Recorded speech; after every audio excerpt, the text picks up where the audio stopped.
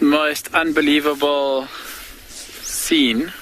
We came around the corner here. You can see we're really high up on a ridge, and on top of this skinny little tree is a leopard. She's perched up in the top branches and really I'm actually in disbelief. Such a cool scene. The trees, so it's an old tree that's broken down a couple of times. You can see maybe some elephants have come past. There's a branch hanging off to the side and dangling there, and the foliage on top of the tree is really, there's really not very much of it. So she's perched herself up high in this tree on the top. She's been looking in our direction and past us quite a bit, so the wind's coming from behind us, and I think from where she is now, she's got a perfect viewpoint out over the surrounding areas. There's a whole valley to the left that she's looking out over, and might even be looking for opportunities to hunt. From where she is now, she can see really, literally for miles. And just goes to show how quickly a scene can change. We were just chatting about how we are struggling to find animals today and how quiet it's been, and we've come around this corner straight into this leopard.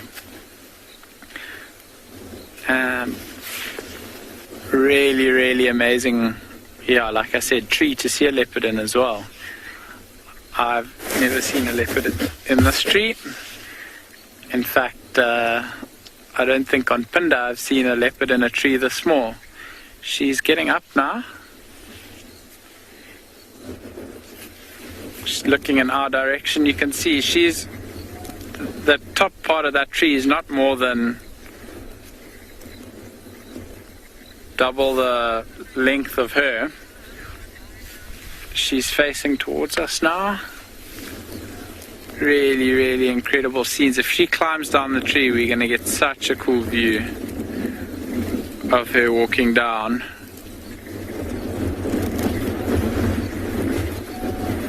You can hear the wind coming past us now as well. It's really starting to pick up. We're on a bit of a ridge here, so we're really picking up all the wind where we are. But how unbelievably cool is this scene that we're sitting and watching? In the background of, literally directly behind her, we can see some rolling hills, and the last hill on the horizon we can see is the sand dunes of the coast, the coastal dunes, some of the largest coastal dunes in the world. Okay, I think she's going to climb down now. There she goes.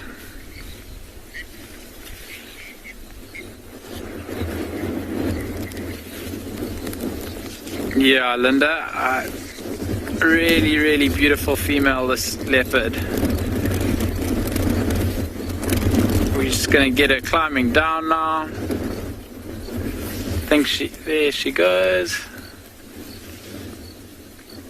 She's using that branch that's broken. Oh, it's moving.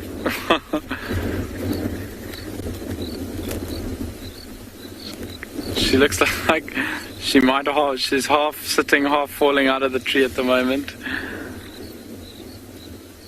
That is so cool. You can see how beautifully golden her head is compared to the rest of her body. And then as you look towards the underside, you can see, and her back legs and her tail, you can see lots and lots of white. Really magnificent individual. So this will be one of the two females I was telling you about that were competing for territory.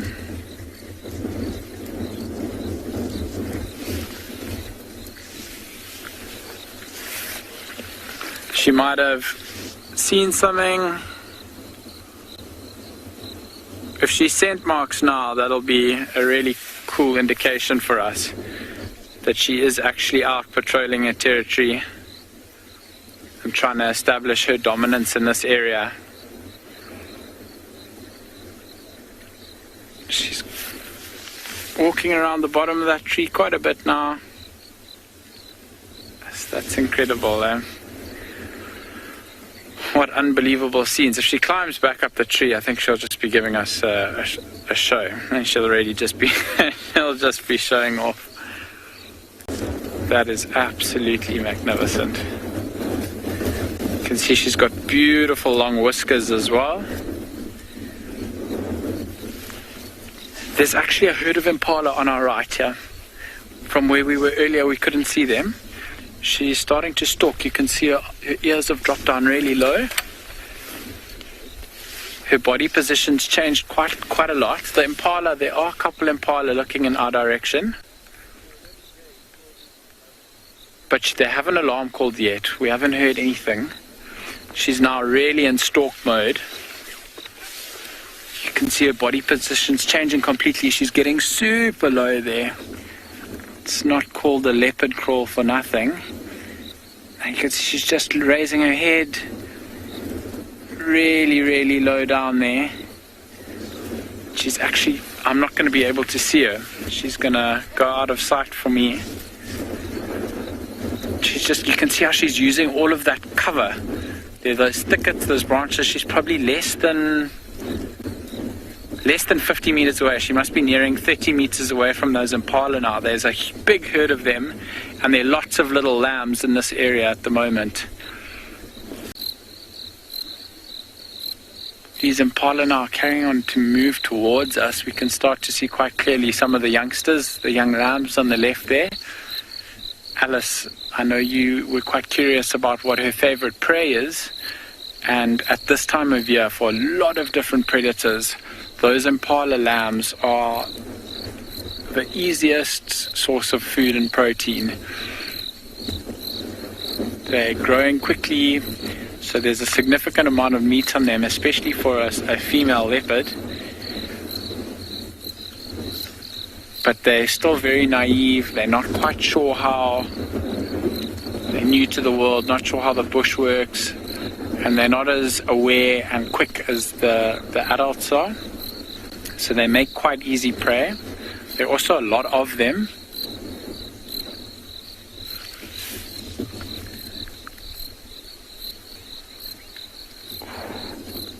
It's so tense sitting here waiting for something to happen. I think surely in the next little while it's just going to all carnage is going to break out, and we're going to see impala running in all directions.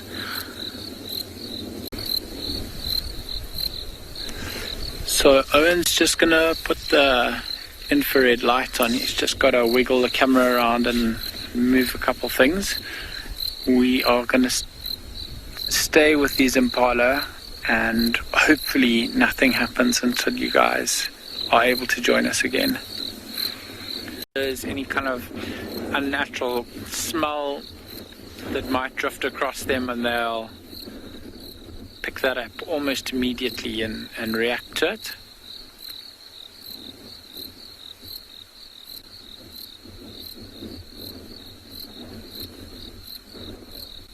It's getting darker and darker. I think as it gets darker, the chances and likelihood of her making a move get higher and higher. She closed the distance from the little watering hole or the pan system where she was to within the 30 meters away from these impala in probably less than a minute. And she's taking such a long time to close that last 20 meters.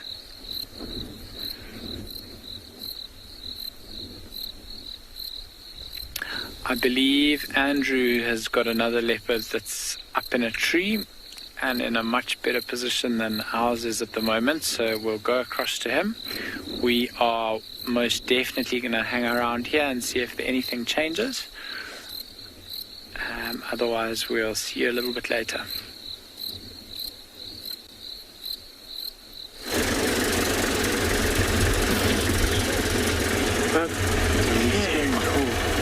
looks like now at Tlalamba had can't see what it looks like a scrub hare. So we just joined by other vehicle. It looks like scrub hare, I think, because she was right in front of us, but it was a vehicle right in front of us as well. So we saw her jump, and then finally, the next moment, hyena came past by. Thought maybe she's trying to hide away from that hyena, and she climbed up in a tree. It looks like she got a scrub hare.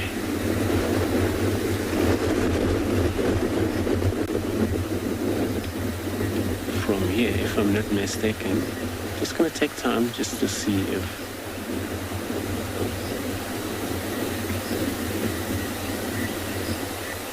it's so hard to see what kind of killer is this, but I'm sure we'll discover soon.